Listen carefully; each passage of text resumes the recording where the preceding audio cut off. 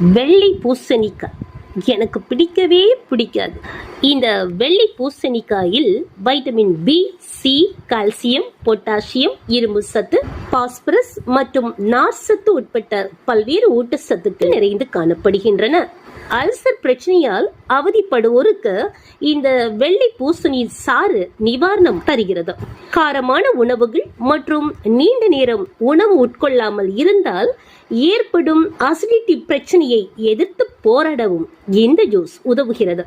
தினமும் காலையில் சிறிது தேனுடன் வெள்ளை பூசணி ஜூஸ் கலந்து குடித்து வர வயிற்றில் உள்ள புழுக்கள் வெளியேற்றப்பட்டு தொற்றுக்கள் ஏற்படுவதை தடுக்கின்றது.